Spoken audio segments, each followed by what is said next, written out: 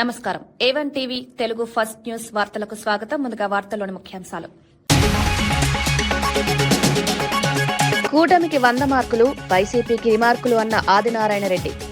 అభివృద్ధిపై దృష్టి సారించిందన్న వ్యాఖ్య, గత పాలనలో లోపాలపై విమర్శలు, ప్రజలే సమాధానం చెప్తారని ధీమా.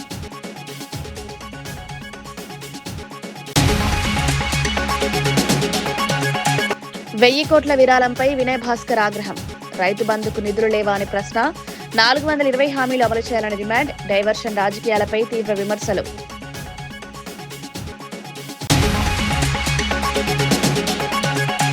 అరెస్టులతో భయపడమన్న తమ్మినేని, ప్రతిపక్షాల అణచివేతపై ఘాటు విమర్శ. జైలుకు పంపినా బయటకొస్తామన్న హెచ్చరిక, ప్రజాస్వామ్యం కోసం పోరాటం కొనసాగిస్తామని వ్యాఖ్య.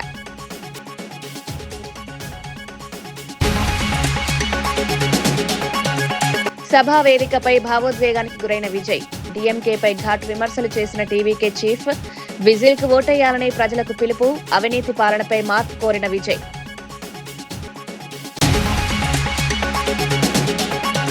గౌరవెల్లి పనులు పూర్తి చేస్తామన్న ఉత్తమ్, భూసేకరణకు వెంటనే నిధుల విడుదల హామీ, లీగల్ అడ్డంకులు తొలగిస్తామని స్పష్టం, రైతులకు సాగునీరు అందేలా చర్యలు తీసుకుంటామని వెల్లడి.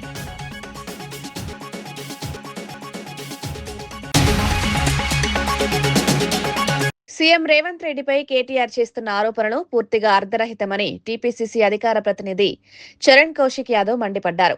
తెలంగాణ నుంచి 1000 కోట్లు కేరళకు తరలిస్తున్నారన్న వ్యాఖ్యలను ఖండించారు. అందరూ మీలాగే అవినీతికి పాల్పడతారనుకోవడం భ్రమ అని కేటీఆర్పై విమర్శించారు. ప్రాజెక్టుల పేరుతో 1000 కోట్లు వెనకేసుకుని దేశంలోనే ధనిక ప్రాంతీయ పార్టీగా బీఆర్ఎస్ ఎలా ఎదిగిందో ప్రజలకు తెలుసన్నారు. చౌకబారు విమర్శలు మానుకోకపోతే కేటీఆర్ రాజకీయ భవిష్యత్తుకే ప్రమాదమని హెచ్చరించారు. ఆధారాలు లేకుండా ఆరోపణలు చేయడం బాధ్యతారాహిత్యమని పేర్కొన్నారు. ప్రజలను తప్పుదారి పట్టించే ప్రయత్నాలు ఫలించవని స్పష్టం చేశారు. ఢిల్లీలో ఆఫీసు, హైదరాబాద్ లో ఆఫీసు, గచ్చిబౌలిలో 10 ఎకరాల్లో కేటాయించుకున్నారు. అదే కాకుండా జిల్లాలు కావచ్చు, రాష్ట్ర వ్యాప్తంగా బీఆర్ఎస్ పార్టీకి ఆఫీసులు, నమస్తే తెలంగాణ, టీ న్యూస్, కేటీఆర్ గారికి జన్వాడలో ఫామ్ హౌస్, కల్వకుంట్ల కవిత గారి శంకరపల్లిలో, హరీష్ రావు గారి మొయినాబాద్లో, కేశవ్ గారికి ఎర్రవల్లిలో, సంతోష్ రావు గారికి ఒట్టినావలపల్లిలో. వాళ్ళలాగా తెలంగాణ రాష్ట్రంలో అవినీతి పాల్పడ్డట్టుగా కాంగ్రెస్ ప్రభుత్వం మీద విషయం చెప్పే ప్రయత్నం కేటీఆర్ గారు చేస్తూ ఉన్నారు. ఇక్కడ అవినీతి పాల్పడ్డది బీఆర్ఎస్ పార్టీ. తెలంగాణను దివాలా తీపించింది బీఆర్ఎస్ పార్టీ. 70,000 కోట్ల అప్పు 7 లక్షల కోట్లు అయింది. 1,20,000 కోట్ల రూపాయలు ఇరిగేషన్ ప్రాజెక్టుల మీద అని చెప్పేసి కాళేశ్వరంలో 1,20,000 కోట్ల రూపాయల అంచనాతో ప్రారంభించి దాదాపు 90,000 కోట్ల రూపాయలు ఖర్చు పెట్టినా ఒక ఎకరం కూడా బారని పరిస్థితి. అందులో 30% కమిషన్ తీసుకురు. 2 లక్షల కోట్ల రూపాయలు 9 సంవత్సరాల కాలంలోనే ఇరిగేషన్ ప్రాజెక్టు మీద ఖర్చు పెట్టి పాలమూరు రంగారెడ్డి కావచ్చు, సీతారామం ప్రాజెక్టు కావచ్చు, సమ్మక్క సారక్క కావచ్చు, కలవకుర్తి ఎత్తిపోతల పథకం, ఏ ప్రాజెక్టు కూడా పూర్తి కాలేదు. కానీ తెలంగాణ సంపద దోసుకున్నారు. మిషన్ భగీరథ నుంచి మిషన్ కాకతీయ వరకు, కలెక్టరేట్ల నుంచి కాళేశ్వరం వరకు, సెక్రటరీ నుంచి సీతారామం ప్రాజెక్టు వరకు, ప్రగతి భవన్ నుంచి పాలమూరు రంగారెడ్డి వరకు, అదే కాకుండా అమరజ్యోతి నుంచి అంబేద్కర్ విగ్రహం వరకు తెలంగాణ రాష్ట్రంలో అవినీతికి పాల్పడి తెలంగాణ దోపిడీ చేసి ఈరోజు కాంగ్రెస్ ప్రభుత్వం మీద ఆ అపవాదు నెట్టే ప్రయత్నం బీఆర్ఎస్ పార్టీ కేటీఆర్ గారు చేస్తూ ఉన్నారు. మా ముఖ్యమంత్రి రేవంత్ రెడ్డి గారు మాట్లాడుతూ తెలంగాణ రాష్ట్రంలో కాంగ్రెస్ పార్టీ 40 లక్షల పైగా సభ్యత్వం ఉంది, మా కార్యకర్తలు అనుకుంటే 1000 కోట్ల రూపాయలు జమ చేసి పెద్ద సమస్య కాదని చెప్పేసి మా ముఖ్యమంత్రి గారు మాట్లాడారు. దాన్ని తెలంగాణ రాష్ట్రంలో కాంగ్రెస్ పార్టీ సంబంధించినటువంటి కరీంనగర్ జిల్లా తిమ్మాపూర్ మండల పరిషత్ కార్యాలయంలో జరిగిన సమీక్ష సమావేశంలో మొగిలిపాలెం సర్పంచ్ తీవ్ర ఆగ్రహం వ్యక్తం చేశారు. తన అనుమతి లేకుండానే పంచాయతీ ఖాతా నుంచి 4 లక్షల రూపాయలు విత్డ్రా చేసినట్లు ఆరోపించారు. డిజిటల్ కీని దుర్వినియోగం చేస్తూ పంచాయతీ కార్యదర్శి ఈ చర్యకు పాల్పడ్డారని తెలిపారు. వారం రోజుల క్రితమే డీపీఓకు ఫిర్యాదు చేసినా ఎలాంటి స్పందన లేదని అసహనం వ్యక్తం చేశారు. వెంటనే విచారణ జరిపి బాధ్యులపై చర్యలు తీసుకోవాలని డిమాండ్ చేశారు. పంచాయతీ నిధుల వినియోగంలో పారదర్శకత అవసరమని పేర్కొన్నారు. మేము ఏమొచ్చినాయి అని అడగగా ఏమీ రాలేదు అనే సమాధానం చెప్తే నేను వెళ్ళి స్టేట్మెంట్ తీసుకున్న బ్యాంక్లో తీసుకుంటే దాంట్లో ఒక 4 లక్షల ట్రాన్సాక్షన్ నాకు కానీ, మా ఉప సర్పంచ్కి కానీ, మా కార్యవర్గానికి కానీ ఎవరికి తెలియకుండా 4 లక్షల ట్రాన్సాక్షన్ మా యొక్క అధికారం కల్పించిన అంబేద్కర్ కల్పించిన అధికారాన్ని చెక్ దుర్వినియోగానికి పాల్పడ్డాడు కార్యదర్శి. అది చాలా ఘోరంగా బాధపడి మేము వచ్చి డిపిఓ గారికి కంప్లైంట్ చేయడం అయింది. డిపిఓ గారు ఇప్పటివరకు వారం రోజులుగా ఎలాంటి చర్యలు తీసుకోలేదు. దయచేసి ఇవాళ చర్యలు తీసుకోమని మండల్ ఎంపీడీఓ ఆఫీస్లో మీటింగ్ ఉంటే అధికారులకు నేను విన్నవించుకున్నా. వాళ్ళు చర్యలు తీసుకుంటారా తీసుకోరా వేచి చూడాలి. 2 రోజుల తర్వాత చర్యలు స్టార్ట్ చేస్తామని చెప్పారు. దయచేసి మా యొక్క చెక్కు దుర్వినియోగం అవడం వల్ల మా యొక్క ప్రజలను, మా గ్రామ ప్రజలను కానీ, గ్రామ సర్పంచ్గా నన్ను కానీ, మా ఉప సర్పంచ్ కానీ, కార్యవర్గాన్ని కానీ తీవ్ర అవమానపరిచారు. దయచేసి ఈ యొక్క విషయాన్ని అధికారులు చట్టపరమైన చర్యలు తీసుకోవాల్సిందిగా కోరుచున్నాం. మీ సంతకాలు ఉన్నాయా దాని మీద? ఇలాంటి సంతకం లేదు, మేము ఎలాంటి సంతకం చేయలేదు, మాకు అసలు తెలియదు. ఇప్పటి వరకు షాక్ అయినాం మేము. మాకు తెలిసిన తర్వాత ఎలా దుర్వినియోగం అయినాయి, మా చెక్కు సంతకం లేకుండా మేము ఎలాంటి సంతకం లేకుండా ఎలా చేస్తామని అడిగితే ఆయన పైన ఉండేది ఒత్తిడి అని ఏదో కహానీ చెప్తుండ్రు. అది ఎవరు ఒత్తిడి చేశారా ఏం కథ వాళ్ళే అధికారులు ఎంక్వైరీ చేసి వాళ్ళు నిరూపించాలి అని కోరుకుంటున్నాను. టీవీకే చీఫ్ విజయ్ సభా వేదికపై భావోద్వేగానికి గురయ్యారు. తమిళ ప్రజలతో తనకు ప్రత్యేకమైన అనుబంధం ఉందన్నారు. తమిళనాడుకు టీవీకే విజిల్ బ్లోయర్ లాంటిదని పేర్కొన్నారు. దుష్ట డీఎంకేను ఓడించాలంటే ప్రజలు విజిల్ కు ఓటేయాలని పిలుపునిచ్చారు. సీఎం స్టాలిన్ కు నిజమైన స్నేహితులు అవినీతి, లంచమని ఆరోపించారు. రాజకీయ లాభాలపైనే ఆయన దృష్టి ఉందని విమర్శించారు. అవినీతి గురించి ప్రశ్నిస్తే తమపై బురద జల్లుతారన్నారు. ప్రజలు మార్పు కోరుకుంటున్నారని, తమ పార్టీ ప్రత్యామ్నాయంగా నిలుస్తుందని తెలిపారు. ஆனா இந்த எலெக்ஷன்ல தான் ஒட்டு மொத்தமா எல்லாருமா சேர்ந்து ஒருத்தனை எதிர்க்கிறாங்க. ஒட்டு மொத்தமா எல்லாருமா சேர்ந்து இந்த விஜயை எதிர்க்கிறாங்க. ஏன்னா இந்த விஜய் ஊழலை எதிர்க்கிறான், லஞ்சத்தை எதிர்க்கிறான், மக்களோட மக்களா நிக்கிறான். அந்த மக்கள் அவன் கூட நிக்கிறாங்க. அந்த காண்டு எப்படி? ஆனா போட்டி 2 பேருக்கு நடுவுல தான். ஒண்ணு இன்னொன்னு இந்த எலெக்ஷன் டேல மேக்சிமம் என்ன பண்ணுவீங்க? போவீங்க, ஓட்டு போடுவீங்க, வருவீங்க, அவ்வளவுதான் உங்களுடைய பார்ட்டிசிபேஷன். ஆனா இந்த எலெக்ஷன்ல நீங்க பங்கெடுத்துக்க போறீங்க. எஸ், உங்க வீட்டில் இருக்கிற ஒரு விஜய் தான், உங்க வீட்டில் இருக்கிற ஒரு விஜய் தான் வேட்பாளரா நிக்க போறாங்க. உங்க வீட்டில் நிக்கிற ஒரு வேட்பாளர்னா அப்போ உங்க வீட்டில் இருக்கிற மற்றவங்க எல்லாருமே வாக்காளர்கள் தானே. உங்க அம்மா, உங்க அப்பா, உங்க அண்ணன், உங்க தம்பி, உங்க சொந்தம் டிவிக்கே வேட்பாளர் அப்படின்னா அப்போ உங்க ஓட்டு விசில் சின்னத்துக்கு தான் எல்லாருக்குமே தெரியும். ஏன் நம்மளோட எதிரிங்களுக்கு கூட அது நல்லாவே தெரியும். அதனால தான் நமக்கு எதிராக அவ்வளவு அவதூறு பரப்புறாங்க. எனக்கு அரசியல் தெரியலன்னு சொன்னா அது மக்களுக்கு அரசியல் தெரியலன்னு சொல்ற மாதிரின்னு. என்ன அசிங்கமா பேசினா அது மக்கள் அசிங்கமா பேசுற மாதிரின்னு. எனக்கு எதிராக செய்யற ஒவ்வொரு செயலும் அது மக்களுக்கு எதிராக செய்யற செயல் அவங்களுக்கு தெரியாம போச்சு. இந்த விஜயும் மக்களும் வேறு வேறு இல்லை. இந்த விஜயும் மக்களும் ரத்தமும் சதையும் மாறி, உடலும் உயிரும் மாறி, ஒன்னிலிருந்து ஒண்ண பிரிக்கவே முடியாது. ఎస్.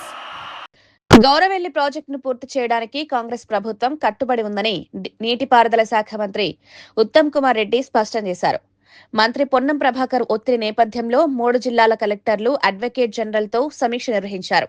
భూసేకరణకు వెంటనే నిధులు విడుదల చేస్తామని తెలిపారు. సుప్రీంకోర్టులో ఉన్న పర్యావరణ కేసులో విజయం సాధిస్తామన్న ధీమా వ్యక్తం చేశారు.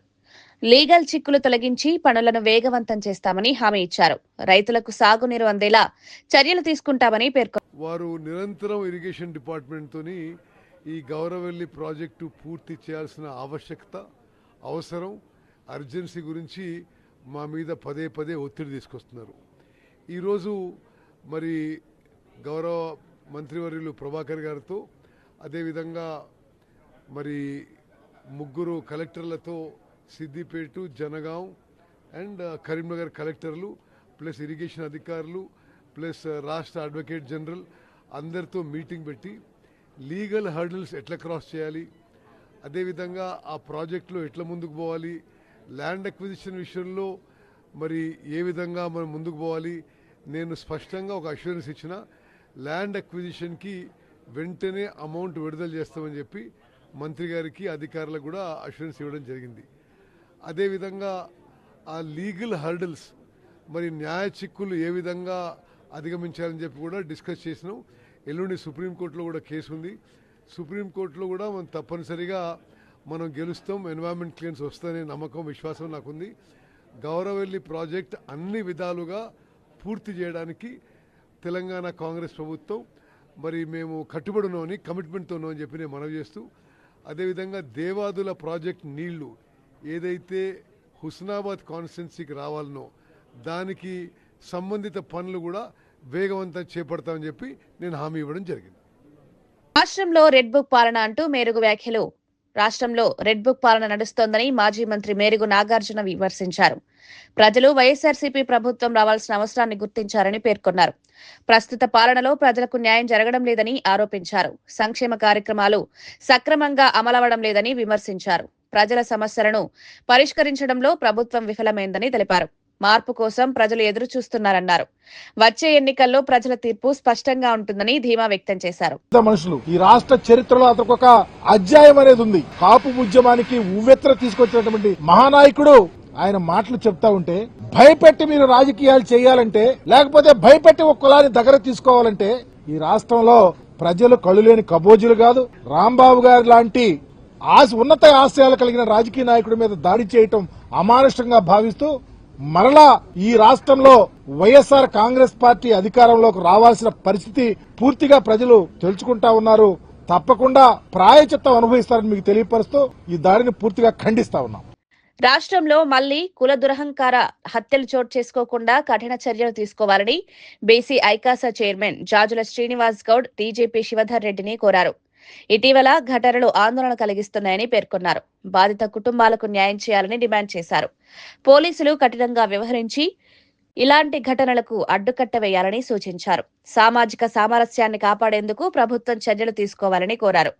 చట్టపరమైన రక్షణ కల్పించాలని విజ్ఞప్తి చేశారు. ఒకటే డీజీపీ గారికి మేము విజ్ఞప్తి చేస్తున్నాం. ఈ సందర్భంగా మళ్లీ తెలంగాణ రాష్ట్రంలో కుల దురహంకార హత్యలు జరగకుండా 2 నెలల పసిగుడ్డును హత్య చేసి బీసీ దళిత కుటుంబం మీద దాడి చేసి ఇవాళ ఏదైతే చిత్రహింసలకు గురి చేశారో అట్లాంటి వాళ్ళని తక్షణమే అరెస్ట్ చేసి కఠినంగా శిక్షిస్తే రేపు భవిష్యత్తులో తెలంగాణ రాష్ట్రంలో ఇంకెవరైనా ఇలాంటి కుల దురహంకార హత్యలు గాని అత్యాచారాలు గాని కులం పేరుతో దూషించడం గాని దేవుని గుళ్ళకు రానియకుండా అవమానించడం గాని ఈ సంఘటనలు జరగవు. ఒకవేళ పోలీస్ శాఖే గనక వీళ్ళని కాపాడే ప్రయత్నం చేస్తే ఇట్లాంటి సంఘటనలు కోకొల్లలు అవుతాయి. ఇది మంచి పద్ధతి కాదు. కూటమి ప్రభుత్వానికి 100 మార్కులు వస్తే వైసీపీకి అన్ని రిమార్కులేనని ప్రభుత్వ విప్ ఎమ్మెల్యే ఆదినారాయణ రెడ్డి వ్యాఖ్యానించారు. గత పాలనలో అనేక లోపాలు ఉన్నాయని విమర్శించారు. ప్రస్తుత ప్రభుత్వం అభివృద్ధి, సంక్షేమంపై దృష్టి సారించిందన్నారు. వైసీపీ విమర్శలకు ప్రజలే సమాధానం చెప్తారని తెలిపారు. పరిపాలనలో పారదర్శకత, సమర్థతను కొనసాగిస్తామని స్పష్టం చేశారు. ప్రజా మద్దతుతో ముందుకు సాగుతామని పేర్కొన్నారు. Special assistant for the states capital investment అంటే ఒక రాష్ట్రానికి ప్రత్యేకంగా నిధులిచ్చి 3,000 సాస్కి అంటారు. నాకు తెలిసి వాళ్ళకి విస్కీ తెలుసు కానీ సాస్కి తెలుసు. అది కూడా ఇప్పుడు కంట్రోల్కి వచ్చింది. ఇసుకే కంట్రోల్కి వచ్చింది. రోడ్లు కంట్రోల్కి వచ్చినాయి. మీరు గమనించారు. ఒక 3 నెలల కిందట జగన్ రెడ్డి గారు గదవారెడ్డి వాళ్ళాడు. వాడి అప్పుడు అరటి పావున ₹10 నడిచింది. అది చెప్పినా ఈ బుద్ధి ₹25. అది కూడా చెప్పాలి కదా. అసెంబ్లీ మన 3 రోజుల కింద ఒక స్టేట్మెంట్ ఇచ్చినాడు. ఇది చంద్రబాబు నాయుడు గారికి 100 రిమార్కులు. ఈ ప్రభుత్వానికి కూటమికి 100 రిమార్కులు, తన పాలనకు 100 మార్కులు. చెడు కూడా కొట్టుకుంటున్నాడు. రేవంత్ రెడ్డి కాంగ్రెస్ పార్టీకి 1,000 కోట్ల రూపాయల విరాళం ఇస్తారని ప్రకటించడంపై మాజీ ఎమ్మెల్యే దాస్యం వినయ్ భాస్కర్ తీవ్రంగా స్పందించారు. రాష్ట్రంలో రైతులకు రైతు బంధు ఇవ్వడానికి నిధులు లేవని చెప్తూ పార్టీ కోసం మాత్రం కోట్లు ఖర్చు చేయడమేంటని ప్రశ్నించారు. కాంగ్రెస్ ప్రభుత్వం అడ్డగోలు హామీలతో ప్రజలను వంచిందని విమర్శించారు. ఎన్నికల సమయంలో ఇచ్చిన 420 హామీలను వెంటనే అమలు చేయాలని డిమాండ్ చేశారు.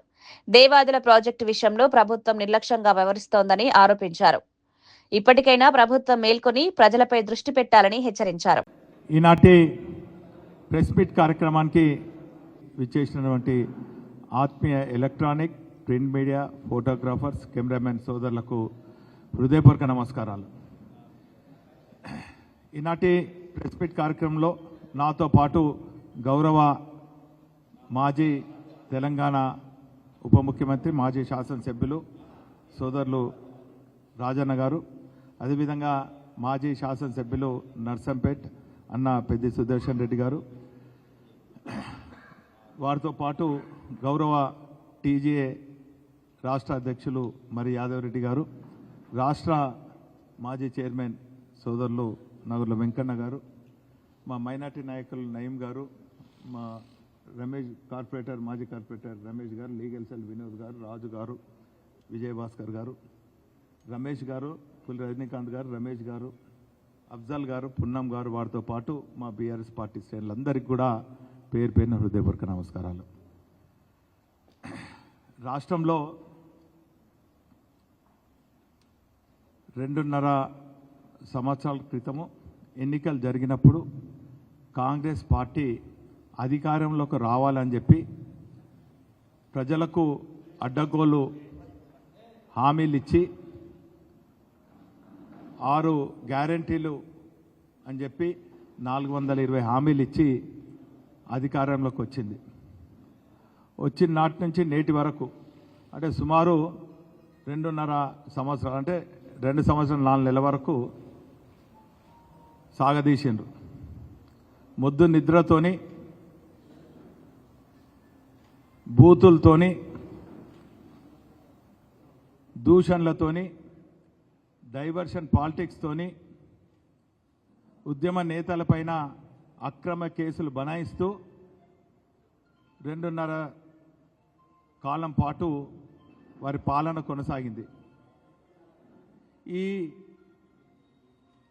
పాలనకు వీరు ఇచ్చినటువంటి హామీలు వారికి గుర్తు చేయాలని చెప్పి మొద్దు నిద్రలో ఉన్నటువంటి రేవంత్ ప్రభుత్వం, కాంగ్రెస్ ప్రభుత్వానికి నిద్ర లేపాలనే ఉద్దేశంతో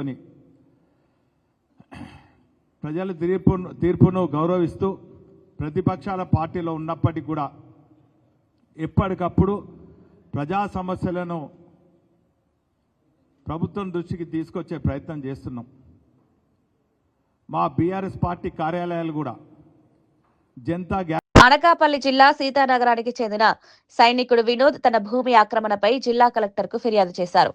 వారసత్వంగా వచ్చిన 32 సెంట్ల భూమిలో 22 సెంట్లను స్థానికులు తమ పేర్లకు మార్చుకున్నారని ఆరోపించారు. తన కుటుంబంలో సాగులో ఉన్న భూమిపై దాడులు చేస్తున్నారని తెలిపారు. వెంటనే విచారణ జరిపి భూమిని తిరిగి తనకు అప్పగించాలని కోరారు. సైనికుడిగా దేశానికి సేవ చేస్తున్న తనకు న్యాయం చేయాలని విజ్ఞప్తి చేశారు. అధికారులు ఫిర్యాదును స్వీకరించి పరిశీలిస్తామని తెలిపారు. భూమి వివాదం స్థానికంగా చర్చనీయాంశమైంది. నేను సెలవులకు వచ్చి 8 నెలలు అవుతుంది. నాకు చెందిన 38-4 సర్వే నెంబర్లో ఉన్న భూమిని నా పక్క ఆక్రమణదారులు 22 సెంట్లు ఆక్రమించి ప్రస్తుతం నా పేరున 10 సెంట్లు మాత్రమే ఆన్లైన్లో ఉంది. మిగతా 22 సెంట్లు కూడా ఆక్రమించి నేను వేరే ఊరికి దూరంగా ఉండడం వల్ల, దేశం కోసం సర్వీస్ చేయడం వల్ల నేను ఇంటి దగ్గర మా పేరెంట్స్కి నేను అండగా నిలవలేకపోతున్నాను. నేను దీనికోసమే గత 2 సంవత్సరాలుగా ఎన్నోసార్లు పీజీఆర్ఎస్లో కంప్లైంట్ చేశాను. అయినా సరే అధికారుల నుంచి ఎటువంటి స్పందన లేదు. నా పక్క ఆక్రమణదారులు ఫేక్ డాక్యుమెంట్లు సృష్టించి ఆ ఫేక్ డాక్యుమెంట్ల సహాయంతో ఎంఆర్ఓల్ని, విఆర్ఓల్ని చేసి మభ్యపెట్టి వాళ్ళని ఆన్లైన్ చేయించుకున్నారు. ప్రస్తుతం నాకు సంబంధించిన 32 సెంట్లో కేవలం 10 సెంట్లు మాత్రమే ఆన్లైన్ ఉంది. మిగతా 22 సెంట్ల భూమి కూడా వేరే వాళ్ళకి ఆన్లైన్ చేసి నేను ఇప్పుడు ఎంఆర్ఓ ఆఫీస్కి వెళ్ళినా లేదంటే విఆర్ఓని కలిసినా సరే వాళ్ళు ఎవరో నాకు న్యాయం చేయట్లేదు. దయచేసి మీడియా మిత్రులు నా సమస్యను అర్థం చేసుకుని నా సమస్యకి పరిష్కార మార్గం చూపించాలని కోరుకుంటున్నాను. Thank you. అరెస్టులు చేసి జైల్లో పెట్టడం ఎంతవరకు సమంజసమని మాజీ స్పీకర్ తమ్మినేని సీతారాం ప్రశ్నించారు. అరెస్టు చేస్తే భయపడతారని అనుకోవద్దని హెచ్చరించారు. అంబటి, జోగిరెడ్డి, చెవిరెడ్డి, పిన్నెని రామకృష్ణారెడ్డిని అరెస్టు చేశారని గుర్తు చేశారు. మీరేం చేసినా మేము బయటకు వస్తామని అన్నారు. 4 సార్లు సీఎం అయ్యాక కూడా పాలనల ఎలా చేయాలో తెలియదని విమర్శించారు. ప్రతిపక్షాలను అనగదొక్కడమే లక్ష్యంగా చర్యలు తీసుకుంటున్నారని ఆరోపించారు. ప్రజాస్వామ్యాన్ని కాపాడేందుకు పోరాటం కొనసాగుతుందని స్పష్టం చేశారు. అరెస్టుల మీద అరెస్టులు చేసి జైల్లో పెట్టడం అది ఎంతవరకు సమంజసమో వారి విజయంకే విడిచిపెడుతున్నారు. నేను చాలా స్పష్టంగా చెప్పదలుచుకున్నాను. ఈ విధమైనటువంటి అరెస్టులు మీరు ఈ రాష్ట్రంలో చేస్తే భయపడిపోయి ఏదో చేస్తారనుకుంటే అది చాలా పొరపాటు. మీరేం చేశారు? అంబటి రాంబాబుని అరెస్ట్ చేశారు, తర్వాత మన జోగి రమేష్ని అరెస్ట్ చేశారు, తర్వాత మన మిథున్ రెడ్డిని అరెస్ట్ చేశారు, చెవిరెడ్డి భాస్కర్ రెడ్డిని అరెస్ట్ చేశారు. మరి అరెస్టే చేయలేదు కానీ మహిళ అయినటువంటి విడుదల రజనీ గారిని మీరు ఇష్టం వచ్చినట్టుగా పిన్నెల రామకృష్ణారెడ్డి గారిని అరెస్ట్ చేశారు. తర్వాత మన ఎవరిది రమణాయుడిని అరెస్ట్ చేశారు. ఈ విధంగా అరెస్టుల మీద అరెస్టులు చేసుకుంటూ వెళ్తున్నారు. ఈ అరెస్టుల వల్ల ఏంటవుతుంది? బెదిరిపోయి ఏదో చేస్తామనుకుంటున్నారా? కాదు, దీనివల్ల రాటుదేలినితనం వస్తుంది. మీరు ఏది చేస్తారన్నారే పదే రా కమాన్ అంటాం. దీనికి పర్ఫెక్షన్ వచ్చింది. అర్థం కాలేదా? రాష్ట్రంలో ప్రభుత్వం ఇచ్చింది దేనికోసం? మిమ్మల్ని పాలించమని. కామారెడ్డి ప్రభుత్వ డిగ్రీ కళాశాల భూముల అంశంపై ఎమ్మెల్యే వెంకటరమణారెడ్డి, కాంగ్రెస్ నాయకుల మధ్య వివాదం రోజురోజుకు తీవ్రమవుతోంది. భూముల విషయంలో అక్రమాలు జరిగాయంటూ ఆరోపణలు వినిపిస్తున్నాయి. దీనిపై ఎమ్మెల్యే స్పందిస్తూ తప్పుడు ఆరోపణలు చేస్తున్నారని మండిపడ్డారు. నిజానిజాలు వెలుగులోకి రావాలని డిమాండ్ చేశారు. అవసరమైతే విచారణకు సిద్ధమని తెలిపారు. రాజకీయ లాభాల కోసం తనను లక్ష్యంగా చేసుకుంటున్నారని ఆరోపించారు. ఈ వివాదం జిల్లా రాజకీయాల్లో చర్చనీయాంశంగా మారింది.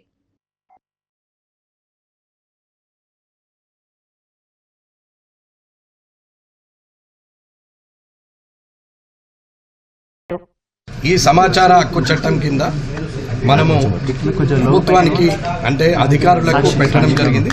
ఇవాళ MRO Kamareddy, RDO Kamareddy, additional collector revenue Kamareddy వారికి పెట్టడం జరిగింది. అట్లాగే కలెక్టర్ గారిని కలిసి ఇవాళ ఒక అప్లికేషన్ ఇచ్చి ఈ వారం 10 రోజుల లోపల దాంట్లో ఏదైనా తప్పు జరిగితే నేను ఇప్పుడు నా మాట మీద నిలబడే ఉన్నా.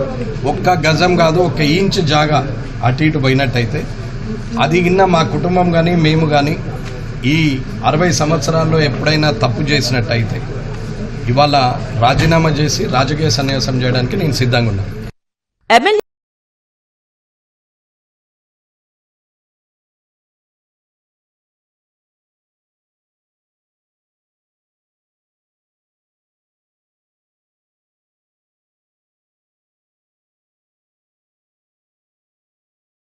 అన్ని డాక్యుమెంట్లు తీసుకుని వచ్చినాం. ఎందుకండి తప్పుదోవ పట్టించారు ప్రజల్ని? మేము ఆధారాలు తీసుకుని రుజువు చేయడానికి వచ్చాం. మీతో రాజీనామా చేయడానికి వచ్చాము. మీరు స్పీకర్ ఫార్మాట్ లో రాజీనామా చేస్తామని చెప్పారు, రాజీనామా చేయడానికి వచ్చాం. ఆర్టీఐ కాదు సార్, IGRS వెబ్సైట్ లో 82 పేజీల డాక్యుమెంట్ ఉంది. మీరు సంతకాలు ఉన్నాయి, దాంట్లోనే ఉన్నాయి కదా ఇవన్నీ. ప్రెస్ కే రిలీజ్ చేస్తున్నా. ఇది ఆర్డీఓ గారు ఇచ్చినటువంటి రిపోర్ట్ కాపీ. ఇవన్నీ మీ వల్లనే, మీ తప్పుల వల్లనే జరిగినాయి. కేసుల విషయంలో ఎందుకు స్పందించలేదు? వాటికి సమాధానం చెప్పమంటే దాటవేసే ధోరణి. టెన్షన్ ఎందుకు పడుతున్నారు? తప్పు చేయకపోతే సీఎం గారితోనే ఎంక్వైరీ కమిటీ వేపిస్తాం, నిజాలు నిగ్గు తెలుస్తాం, మీ అవినీతిని మొత్తం బయట పెడతాం. మీతో రాజీనామా చేయించి కామారెడ్డిలో ఒక జేఏసీని ఏర్పాటు చేసి కాలేజీ ఆస్తుల పరిరక్షణ కమిటీని ఏర్పాటు చేయబోతున్నాం. ఇరు వర్గాల సవాళ్లు ప్రతి సవాళ్లతో ఒక్కసారిగా కామారెడ్డి రాజకీయం వేడెక్కింది. భగత్ సింగ్ చిత్రంలో ఎలాంటి రాజకీయ అంశాలు ఉండవని దర్శకుడు హరీష్ శంకర్ స్పష్టం చేశారు. పవన్ కళ్యాణ్ ను పూర్తిగా ఎంటర్టైన్మెంట్ మోడ్ లోనే చూపిస్తామని తెలిపారు. తాజాగా విడుదలైన ఆరా ఆఫ్ ఉస్తాద్ పాటతో రాజకీయ సెటైర్లు ఉంటాయన్న ప్రచారం ప్రారంభమైంది. దీనిపై స్పందించిన హరీష్ శంకర్ ఈ సినిమా పూర్తిగా మాస్ ఎంటర్టైనర్ అని చెప్పారు. ప్రస్తుత రాజకీయాలపై ఎలాంటి వ్యాఖ్యలు ఉండవని క్లారిటీ ఇచ్చారు. అభిమానులు సినిమాను వినోదంగా ఆస్వాదించాలని కోరారు. విడుదలకు ముందే వస్తున్న ఊహాగానాలకు తెరదించాలని చిత్ర బృందం చెప్పాల్సింది ఏంటంటే, డే 1 నుంచి పవన్ కళ్యాణ్ గారు సినిమాలాగా, సినిమా అంటే వినోదం, సినిమా వేరు, పాలిటిక్స్ వేరు అనేది ఆయన డే 1 నుంచి మాకు అందరూ క్లియర్గా చెప్పారు. ఆయన కూడా అదే ఫాలో అవుతారు. అందుకే చూడండి, సిద్ధాంతపరంగా విభేదాలు ఉన్నా సరే పవన్ కళ్యాణ్ గారు వకీల్ షాప్లో కానీ, ఓజీలో కానీ ప్రకాష్ రాజ్ గారితో యాక్ట్ చేశారు. ఎందుకు యాక్ట్ చేశారంటే ఆయన పాలసీ పరమైన పోరాటం తప్ప పర్సనల్ పరమైన పోరాటం, పర్సనల్ అటాకింగ్ ఆయన ఎప్పుడూ ఏం చేయడు. సో ఆయన డే 1 నుంచి క్లియర్గా చెప్పాడు, హరీష్ మన సినిమాలో ఒక డైలాగ్ కానీ, ఒక సన్నివేశం కానీ, లేదా ఒక రెఫరెన్స్ కానీ ఏ ఒక్క వ్యక్తి చిన్న పుచ్చుకల్లా చేసినా, ఏ ఒక్క వ్యక్తిని కొంచెం ఇరిటేట్ చేసినా, ఏ ఒక్క వ్యక్తి తప్పుగా ప్రొవోక్ చేసినా, the whole purpose of cinema అంటే వినోదం, the whole purpose of cinema will not be served, అలాంటివి చెయ్యొద్దు అన్నారు. సో ఇప్పుడు గాజు డైలాగ్ ఉందంటే బ్రేక్ అయినా సరే అది పదునుగా ఉంటుంది, ఇంకా ఫైట్ చేస్తుంది అన్నట్టుగా మన హీరోకి ఎలివేషన్ ఉంటుంది తప్ప ఇంకోళ్ళని తక్కువ చేయడం కానీ, ఇంకోళ్ళ మీద సెటైర్లు కానీ, ఎటకారాలు కానీ లేవు, ఉండవు. అంటే రీజన్ ఏంటంటే సింపుల్ థింగ్, ఆయనకి అన్ని పార్టీల్లో ఫ్యాన్స్ ఉన్నారు. వాళ్ళు ఓట్లు ఎవరికి వేసినా సినిమా అంటే ఈయన దగ్గరికి వస్తారు. అండ్ ఇంకా గొప్ప విషయం ఏంటంటే, నేను థ్రిల్ అయిపోయిన విషయం ఏంటంటే, ఫ్యాన్స్ అందరూ కూడా సేమ్ ఆయన వ్యక్తిత్వాన్ని ఫాలో అవుతూ, అన్న మనకు వద్దు, మనకు పాలిటిక్స్ రెఫరెన్స్లు అయ్యి పెట్టొద్దు, మనకు ఎంటర్టైన్మెంట్ కావాలన్నా బ్లాస్ట్ అయిపోవాలి, మనకెందుకన్నా అన్నారు. నిజంగా హ్యాట్స్ ఆఫ్ అబ్బాయిలు. నిజంగా కళ్యాణ్ గారిని ఫాలో అవ్వడం అంటే ఊరికే ఆయన స్టైల్నో స్వాగ్నో కాకుండా ఆయన వ్యక్తిత్వాన్ని, ఆయన బలమైన సిద్ధాంతాన్ని ఫాలో అవుతున్నారు. నేను ఆ విషయంలో నేను చాలా థ్రిల్ అయిపోయా.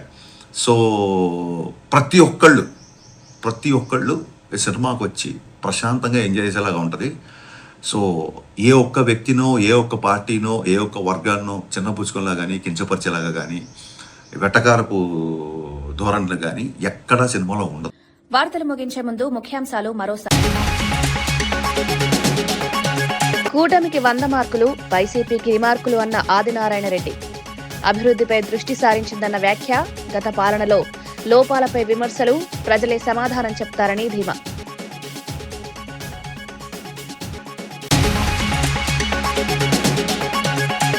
వెయ్యి కోట్ల విరాళంపై వినయ్ భాస్కర్ ఆగ్రహం. రైతు బంధుకు నిధులు లేవా అని ప్రశ్న. 420 హామీలు అమలు చేయాలని డిమాండ్. డైవర్షన్ రాజకీయాలపై తీవ్ర విమర్శలు.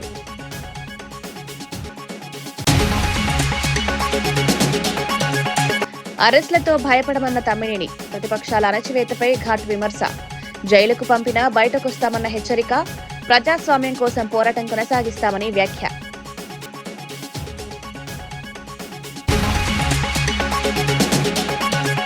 సభా వేదికపై భావోద్వేగానికి గురైన విజయ్.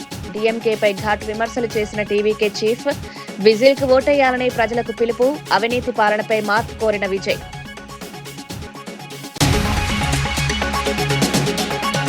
గౌరవెల్లి పనులు పూర్తి చేస్తామన్న ఉత్తమ్. భూసేకరణకు వెంటనే నిధుల విడుదల హామీ. లీగల్ అడ్డంకులు తొలగిస్తామని స్పష్టం. రైతులకు సాగునీరు అందేలా చర్యలు తీసుకుంటామని వెల్లడి.